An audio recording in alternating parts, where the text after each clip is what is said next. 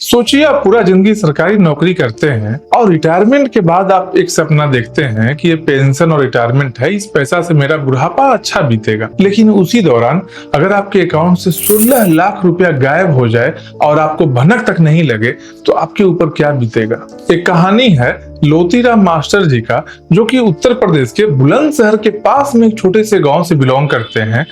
वो 2010 में रिटायर हुए थे। उनके अकाउंट में पैसा था जो कि पेंशन के रूप में आता है, कुछ रिटायरमेंट का पैसा भी बचा हुआ था। 4 जून 2024 के शाम को उनके मोबाइल का नेटवर्क चला जाता है। तो वहां लोकल एक दुकान में, वीआई के दुकान में गए तो बताया वो आदमी क्या, उनका जो सिम का नंबर है वो किसी और आदमी के नाम का हो चुका है। जब अगले दिन तक भी मोबाइल में सिग्नल नहीं आया तब वो लोग एक पास के ही दुकान में जाते हैं, वीआई स्टोर में। वहां जब पता करते हैं तो वो दुकान वाले का कहना था क्या कि आपका जो सिम है ये नंबर किसी और नाम के व्यक्ति को ट्रांसफर कर दिया गया है। फिर उसके बाद वो बुलंदशहर एक बड़े ऑफिस में जाते हैं सिम कार्ड के रिगार्डिंग ही पता करने के लिए। वहां पर भी सेम चीज उनको बताया गया कि ये नंबर अब किसी और आदमी के नाम पर है। लेकिन एक सुझाव वहां के लोगों ने लोतीराम जी को दिया कि आप जाकर अपने बैंक अकाउंट देख लीजिए, कहीं ऐसा तो नहीं कि ये नंबर के चलते आपके बैंक से कुछ फ्रॉड हुआ है। बैंक कर्मी उनको बताते हैं कि उनके अकाउंट से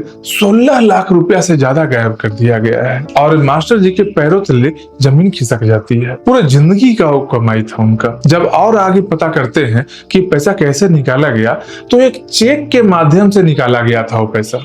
जब चेक का नंबर पता किए और अपने घर पर आकर अपने चेकबुक में मिलाते हैं तो उस नंबर का ब्लैंक चेक इनके घर पर भी था कि बैंक से जिस चेक नंबर से पैसा विड्रॉ किया गया था वो चेक ऑलरेडी इनके पास में है, जो कि ब्लैंक है। फिर वहां के क्राइम ब्रांच में जाकर एफआईआर करते हैं।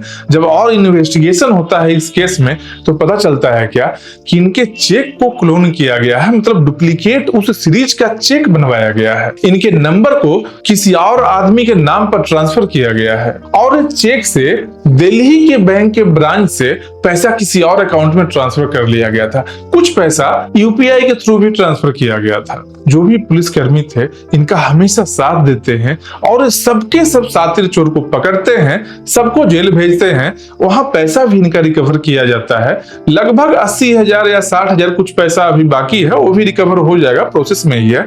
मतलब अब वो जमाना नहीं रहा जब आप बोलते हैं कि मल्टीमीडिया मोबाइल है, आप किसी को पिन बताएंगे तभी पैसा चोरी हो सकता है। नहीं, आप किसी को पिन नहीं बताएंगे, कुछ नहीं बताएंगे, फिर भी पैसा चोरी हो सकता है। मतलब चोर अब बहुत अपग्रेड हो गए हैं। मतलब सिम को क्लोन किया जा रहा है, चेक को क्लोन किया जा रहा है। बताओ, गांव का आदमी इतना समझ भी नहीं पाएगा।